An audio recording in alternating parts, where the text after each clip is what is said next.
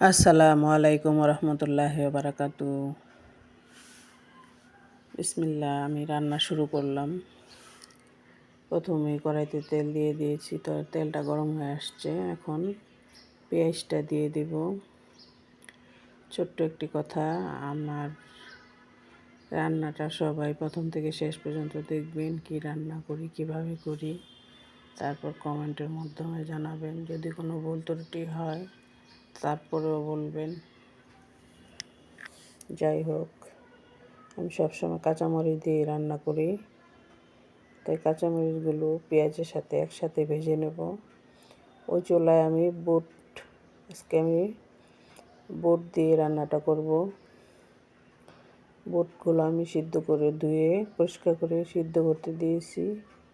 আগে সিদ্ধ করে নিলে তাহলে খুব ভালো হয়, তা না হলে ভালো হয় না। এখন আমি আদা রসুন পেস্ট দিয়ে দিব। এখানে দারচিনি, এলাচি, জিরা, তারপরে এলাচি, গোলমরিচ, লবঙ্গ সব কিছু একসাথে পেস্ট করে নিয়েছি। এগুলো আমি ভেজে নেব। আদাটা তেলের সাথে ভেজে নিলে তাহলে আর খেতে গন্ধ আসে না আদা রসুনের। যাই হোক, এখন আমি হলুদটা দিয়ে দেব। হলুদটা দিয়ে খুব ভালো করে তেলে ভেজে নেব। ভালো করে ভেজে তারপর আমি পানি দিয়ে দেব। এটা আমি পানি দিয়ে দিলাম। পানি দিয়ে ঢাকনা দিয়ে ঢেকে খুব ভালো করে কষিয়ে নেব।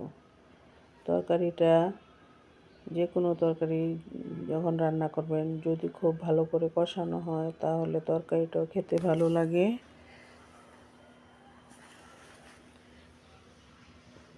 ভালো লাগে খেতে এবং তরকারির একটা অন্যরকম স্বাদ আসে।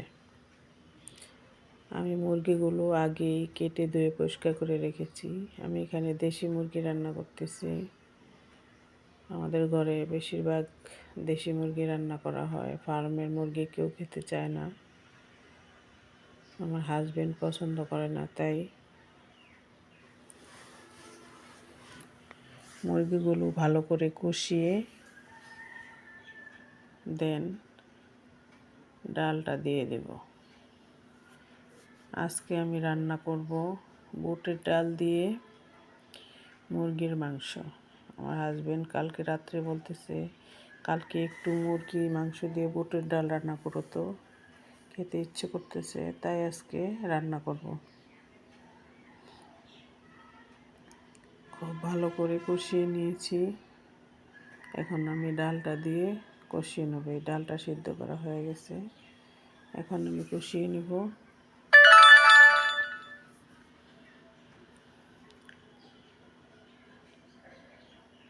নাড়াচাড়া করে খুব ভালো করে মিশিয়ে ঢাকনা দিয়ে ঢেকে দেব। এখানে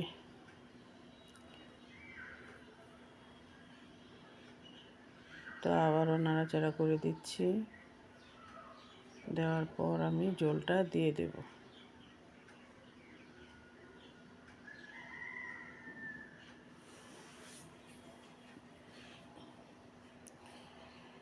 বুটের ডাল দিয়ে মাংস দিয়ে রান্না করে খেয়ে দেখবেন, খুব ভালো লাগে খেতে।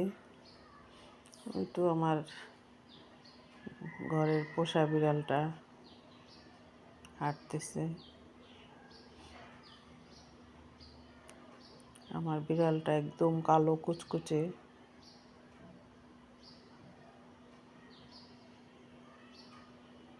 আমার রান্নাটা হয়ে আসছে। এখন আমি জিরার গুঁড়া দিয়ে দিলাম।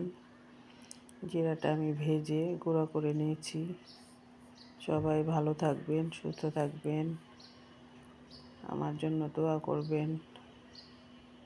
আসসালামু আলাইকুম। রান্নাটা কেমন হয়েছে কমেন্টের মাধ্যমে জানাবেন। আল্লাহ হাফেজ।